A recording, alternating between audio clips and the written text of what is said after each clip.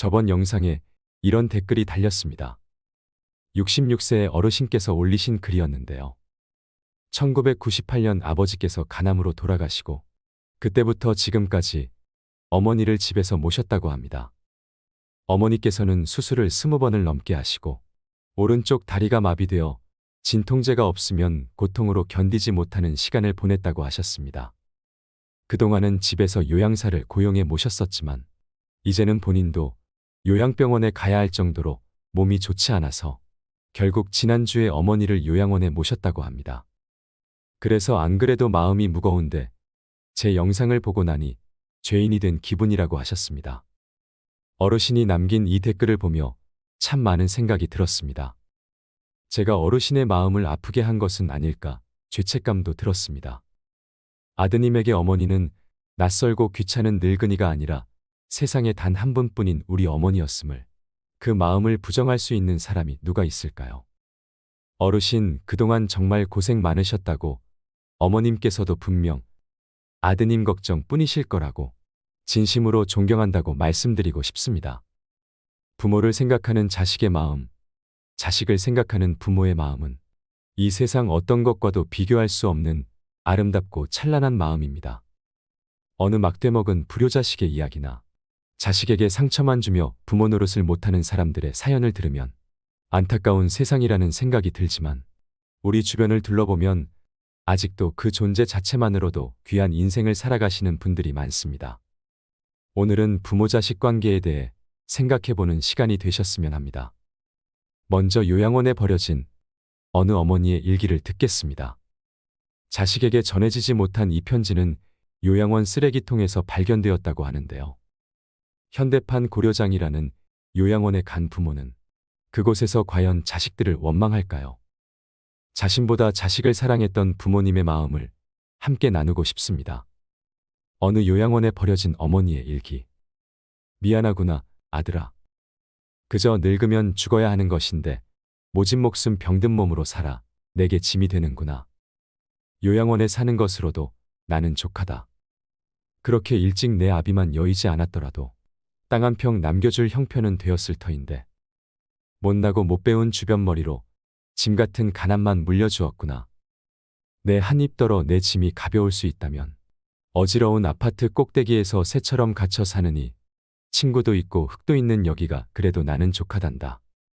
내 평생 너의 행복 하나만을 바라고 살았거늘 할머니하고 부르며 내 가슴에 파고들던 손주 녀석이 보고픈 것쯤이야. 마음 한번 삭혀 참고 말지. 혹여 애미 혼자 버려두었다고 고우디고운 마음 다치지 말거라. 내 녀석 착하디 착한 심사로 애미 걱정에 마음 다칠까 걱정이다. 삼시세끼 잘 먹고 약도 잘 먹고 있으니 애미 걱정일랑은 아예 말고 내 몸 건사 잘 하거라. 살아생전에 내가 가난 떨치고 살아보는 것 한 번만 볼 수 있다면 나는 지금 죽어도 여한은 없다. 행복하거라 아들아. 내 곁에 남아서 짐이 되느니 너 하나 행복할 수만 있다면 여기가 지옥이라도 나는 족하구나. 사랑한다 아들아. 젊은 세대는 아직 잘 모릅니다. 하지만 나이 50을 훌쩍 넘은 윗세대 여러분들은 어떨까요? 언젠가는, 아니 그리 오래지 않아 지금보다 많은 것을 내려놓아야 할 때가 온다는 것을 압니다. 머지않아 지팡이와 휠체어, 유모차같이 생긴 노인보행기 없이는 다닐 수 없을 때가 올 수도 있다는 것을 말입니다. 나이는 숫자에 불과하다고 힘주어 말해보지만 몸과 마음은 어제와 점점 달라지고 있다는 것을 부인할 수 없습니다. 때가 되면 식물들은 꽃과 잎을 떨굴 준비를 하지요. 꽃은 세상을 아름답고 향기롭게 꾸미고 벌과 나비에게 꿀을 주고 다음 세대의 번식을 위해 열매를 맺은 후에는 떨구어 대지를 향합니다. 잎도 줄기의 작용인지 아니면 잎이 알아서 떨어지는 것인지는 알 수 없으나 가을이 되면 낙엽이 됩니다. 식물들이 때를 알아 꽃이나 단풍으로 마지막을 예쁘게 장식하고 떨어지듯 우리도 인생의 끄트머리에 있는 때를 미리 생각하며 아름다운 마무리가 될 수 있게 준비하는 것은 어떨까요? 부모를 부양하는 문제에 있어 부모나 자녀 세대의 견해가 빠르게 변화하고 있습니다.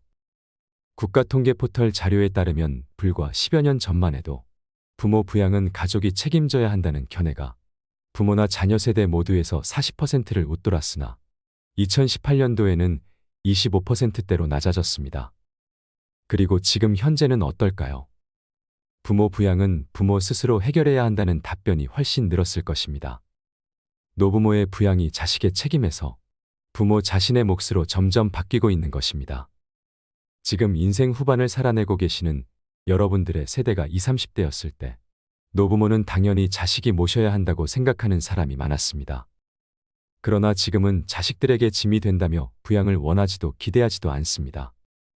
게다가 포기할 것이 많다며 힘들어하는 30을 훌쩍 넘긴 자식들의 부양까지 감당해야 하는 안타까운 세대이기도 합니다.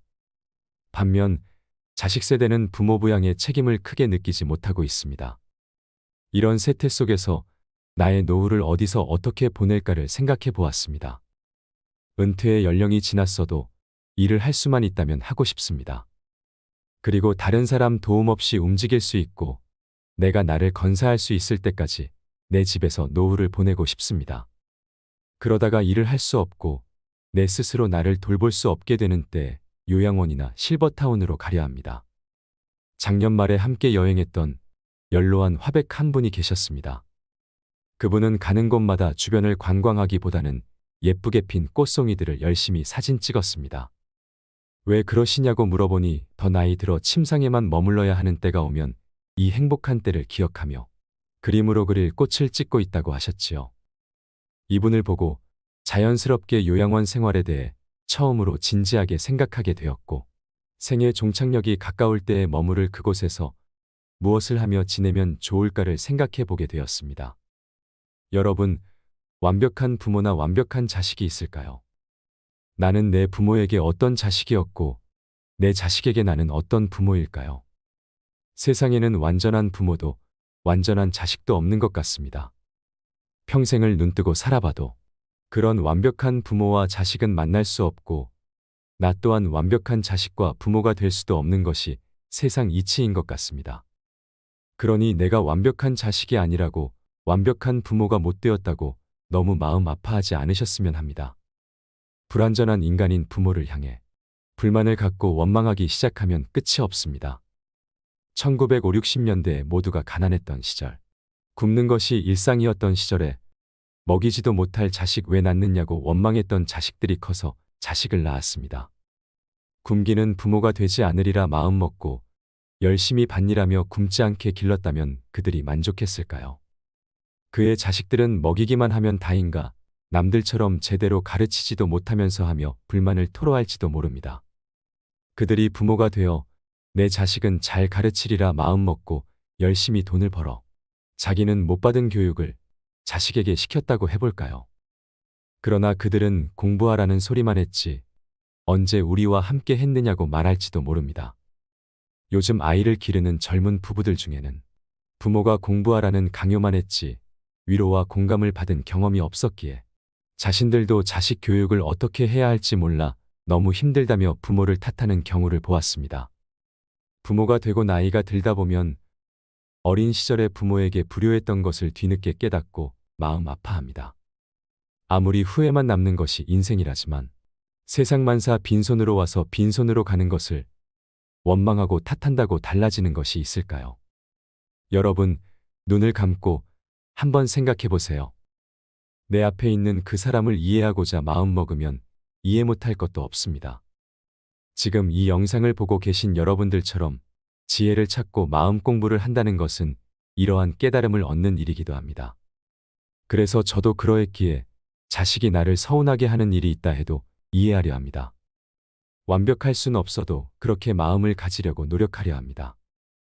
아쉬움과 후회 속에서도 묵묵히 걸음을 내디디며 살아가는 것이 인생이니까 말입니다. 남극에는 극도의 추위 속에 회색머리 엘버트로스라는 새가 산다고 합니다. 이 새는 새끼를 단 한 마리만 낳습니다. 그리고 거친 바람 속에서 새끼를 품어 기르지요. 그런데 부모 새가 먹이 사냥을 나갈 때 강풍이 불어 새끼가 둥지에서 벗어나기라도 한다면 그 새끼는 몇 시간 버티지 못하고 얼어 죽는다고 합니다. 그런데 둥지로 돌아온 부모 새는 둥지 바로 밑에 떨어진 새끼를 알아보지 못합니다. 새끼가 소리내어 울고 버둥거려도 소용이 없습니다. 강한 바람이 새끼를 밀어내면 부모 새들은 새끼를 못 찾고 새끼 스스로 둥지로 올라가야만 살 수가 있는 것입니다. 엘버트로스는 시각과 소리, 냄새로는 새끼를 구별하지 못하고 새끼가 둥지 안에 있어야만 자신의 새끼로 인지하기 때문이랍니다. 부모는 자기 자식에게 최고의 것을 주고 싶고 이를 위해 최선을 다합니다.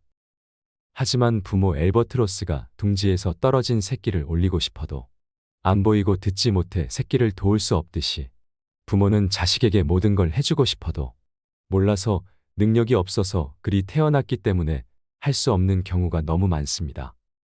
자식도 마찬가지일 것입니다. 자식은 부모가 내게 해준 게 무엇인가 묻지 말고 부모는 너 같은 자식 낳아봐라 하지 말았으면 합니다. 부모는 그냥 부모이기에 소중하고 자식은 그냥 자식이기에 소중하기 때문입니다. 여러분, 지금 인생 후반을 살고 계시나요? 나이 들어간다는 것에 외로움을 느끼시는 분들이 많습니다. 지금껏 쉬지 않고 열심히 살아온 것 같은데 마음이 헛헛하고 공허함만 가득합니다. 자식들이 장성해서 독립하고 이 정도면 되었다 할 때에도 문득 섭섭함이 밀려올 때도 있을 것입니다. 자식들은 부모의 마음을 모른다고 합니다. 늙은 부모와 젊은 자식은 생각이 다르다고 하지요. 이 간극을 지금 얼마나 느끼고 계신가요? 부모는 끼니 때마다 자식 걱정을 하지만 자식은 도움이 필요할 때마다 부모 생각을 하고 부모는 장성한 자식 결혼 걱정을 하지만 자식은 부모 장래 걱정을 한다고 말하는 분들도 있습니다. 젊어서는 인생이 긴 것으로 생각되지만 늙어서 살아온 날들을 돌아보면 아무것도 아니더라 말씀하시면서 말이죠. 동네에 혼자 살던 노인이 얼마 전에 돌아가셨습니다. 자식들은 서울에 살고 재작년 가을에 아내는 세상을 먼저 떠나 자식들과 함께 서울 산다는 것도 쉽지 않아 혼자 사시던 노인, 팔순이 넘으신 할아버지였습니다. 노인이 남긴 유품 중에는 메이커 운동화 2켤레, 오리털 잠바 2벌, 모두 다 새 것이었습니다. 장례식에 다녀온 사람들은 하나같이 아껴서 못하려고 하더랍니다.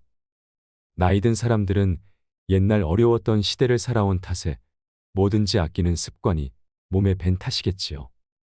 자식들이 생일 선물로 사준 메이커 운동화, 오리털 잠바, 그것이 뭐가 아깝다고 아끼고 아껴. 평소에는 시장에서 산 비메이커 운동화에 오래된 잠바 차림으로 운동도 다니던 노인이었는데 아껴서 못하려고 장례식장에 다녀온 사람들은 아쉬워했습니다. 모르는 소리 말아요. 그 노인 못 사는 작은 아들이 평택인가 그쪽에 사는데 결혼도 못하고 막일로 살아가고 어쩌다 고향집에 오면 헌잠바 차림에 헌운동화를 신고 왔는데 아마 그 아들 주려고 아껴둔 것일 거라고 노인의 친구분은 말씀하셨습니다. 부모의 마음은 항상 못 사는 자식들 생각뿐인데 그랬던 분이 돌아가시면 사람들은 마음이 아파 혀를 찹니다. 부모 속 썩히는 자식놈들도 많은 세상인데 살아생전 자식들이 사준 좋은 신발, 좋은 옷을 입고라도 살지 죽은 노인이 안타까워하는 소리랍니다. 그런데 이렇게 장례식에 온 사람들도 안타까워하는데 자식들의 마음은 어떨까요? 자식들은 부모의 마음을 정말 모를까요? 그렇게 돌아가신 부모님을 보며 얼마나 가슴이 아플까요? 저는 그렇게 생각합니다. 나중에 남겨질 자식들을 위해서라도 여러분들이 정말 행복한 인생을 살다가 누리다가 가셔야 한다고 말이죠. 자식이 맛있는 거 사주면 미안해하지 말고 더 맛있게 먹고 자식이 자그만 선물 사주면 왜 샀냐 하지 말고 더 잘 쓰고 나중에 4명이 다 하고 나서도 우리 자식들이 우리 부모님 그래도 정말 그때 좋아하셨었는데 라며 떠올릴 수 있는 추억 하나를 안겨주시는 건 어떨까요? 못해드린 미안함과 죄송함으로 자책하는 것보다 지금 이 순간 사랑하는 이들과 꿈같은 여행한다고 생각하시면서 행복한 하루하루를 보내셨으면 좋겠습니다. 돈이 많지 않아도 괜찮습니다. 제가 중학교 때 부모님과 약수터 뒷산에 놀러 간 적이 있었습니다. 주머니에는 동전 몇 개뿐이었지요. 그 동전으로 자판기에 있는 200원짜리 코코아를 뽑아서 나눠 먹었는데 그때 부모님께서 행복해 하시던 모습이 아주 선합니다. 부모님이 자식이 행복하길 바라듯 자식도 부모님이 행복하길 바란답니다. 우리 모두 행복했으면 좋겠습니다. 작고 소소한 기쁨을 마음껏 누리면서 사세요. 마지막으로 어떤 부모가 자식에게 남긴 편지를 함께 들으시면 좋겠습니다. 요양원에 나를 보낼 자식들에게. 가족들은 요양원 생활을 하겠다는 내 생각에 반대할지도 모른다.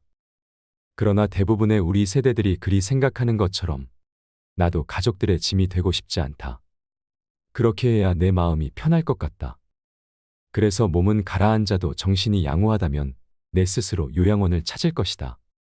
하지만 알츠하이머병 등으로 그런 판단조차 할 수 없는 때가 온다면 그때 나를 요양원으로 보내라고 이 글을 통해 부탁하련다. 얘들아, 나의 머리가 나와 너희들을 내 기억에서 밀어낸다면 그때는 꼭 나를 요양원으로 보내다오. 우리 엄마는 그림 그리기를 좋아하니 펜과 종이를 늘 마련해 주세요. 낙지는 못 드세요. 내가 좋아하는 것과 싫어하는 것을 그곳 사람들에게 미리 알려주렴. 간간히 내게 찾아와서 너희를 보게 해다오. 낯선 사람 보듯 누구세요 하더라도 내 마음속 깊은 어딘가에서 너희를 알아보고 기뻐할지 모른단다. 행복했던 시절 이야기를 들려주거나 사진을 보여주렴. 비록 내가 먼 곳으로 눈을 돌린다 해도 내 영혼 어딘가에서 알아보고 즐거워할 것이다. 사랑하는 내 자식들아, 미안해하지 말아라. 엄마는 너희들 덕분에 충분히 행복했다. 이 글을 보니 어떤 마음이 드시나요? 저도 나중에 자식들에게 이런 편지를 써줄 날이 오겠지요. 마음을 비워야 행복하다는 말이 있습니다. 술잔은 비워야 채워지게 마련이고 마음은 비워야 행복해지게 마련입니다. 사랑은 자주 표현을 해야 깊은 맛이 나고 이별은 짧을수록 아픔의 상처가 줄어들게 마련입니다. 사랑은 보듬을수록 뜨겁고 행복해지고 이별은 보듬을수록 아프게 마련이며 행복은 기뻐할수록 커지게 마련이고 불행은 불행하다고 느낄수록 슬프게 마련입니다. 기쁨은 나눌수록 2배로 커지고 슬픔은 나눌수록 절반으로 줄어들며 사랑은 받은 사람보다 사랑을 주는 사람이 더 행복하게 마련입니다. 아파서 흘리는 눈물은 무쇠처럼 무겁고 좋아서 흘리는 눈물은 바람처럼 가벼우며 슬퍼서 흘리는 눈물은 얼음처럼 차갑고 기뻐서 흘리는 눈물은 불꽃처럼 뜨겁게 마련입니다. 욕심은 부릴수록 불행이 늘어나고 욕심을 줄일수록 행복이 늘어납니다. 나를 비우면 행복이 찾아오게 되고 나를 채우면 불행이 찾아오게 되며 내가 나를 높이면 총알이 날아오고 내가 나를 낮추면 칼끝도 무뎌지게 마련입니다. 인생을 살다 보면 좋은 날만 있을까요? 화창한 날이면 그늘이 그리웁고 비가 오면 햇살이 그리웁고 타는 목마름의 단비를 기다리다 세월은 그렇게 또 흘러가겠지요. 나이를 느낄 때면 인생의 허무함에 못내 아쉬워서 가슴을 적시지만 아직은 청춘이라 마음을 달래가며 애써봐도 삶은 그럴수록 아프기만 합니다. 갖고 싶어도 가질 수 없는 게 인생이요. 버릴 것을 버리지 못하는 게 인생이라는 생각이 드시나요? 하지만 슬퍼 마세요. 아쉬운 채로 미련이 남은 채로 가만히 두어도 괜찮습니다. 흐르는 강물이 맑기만 하겠습니까? 부는 바람 속에 먼지인들 없겠습니까? 예쁜 꽃잎마저 기다림은 있었거늘 나비꿈을 꾸며 기다리며 사는 것을 흐르는 강물도 때로는 굽이치는데 살아온 세월만큼 별만큼 많은 사연 청춘이 아깝다고 세월을 잡을 수 있을까요? 오늘도 어제처럼 세월은 흐르건만 꿈꾸는 그날까지 즐겁게 살다 갑시다. 사람들은 가슴에 남모르는 불빛 하나를 안고 살아가고 있다고 합니다. 그 불빛이 언제 환하게 빛날지 아무도 모릅니다. 그 불씨로 말미암아 언제나 밝은 얼굴로 살아가는 사람이 됩니다. 사람들은 가슴에 남모르는 어둠을 한 자락 덮고 살아가고 있습니다. 그 어둠이 언제 거칠지 아무도 모릅니다. 그러나 그는 그 어둠 때문에 괴로워하다가 결국은 그 어둠을 통해 빛을 발견하는 사람이 됩니다. 사람들은 가슴에 남모르는 눈물 한 방울씩을 날마다 흘리며 살아가고 있습니다. 그 눈물이 언제 마를지 아무도 모릅니다. 그러나 그는 그 눈물로 말미암아 날마다 조금씩 아름다운 사람이 됩니다. 사람들은 가슴에 꼭 용서받아야 할 일, 한 가지씩 숨기고 살아가고 있습니다. 그 용서가 어떤 것인지 아무도 모릅니다. 그러나 그는 날마다 용서를 구하다가 어느새 모든 것을 용서하는 사람이 됩니다. 사람들은 가슴에 꼭 하고 싶은 말 하나씩 숨기고 살아가고 있습니다. 그 말이 어떤 말인지 아무도 모릅니다. 그러나 그는 숨기고 있는 그 말을 통해 하고 싶은 말을 아름답게 하는 사람이 됩니다. 사람들은 가슴에 남모르는 미움 하나씩 품고 살아가고 있습니다. 그 미움이 어떤 것인지 아무도 모릅니다. 그러나 그는 그 미움을 사겨내다가 결국은 모두를 사랑하는 사람이 됩니다.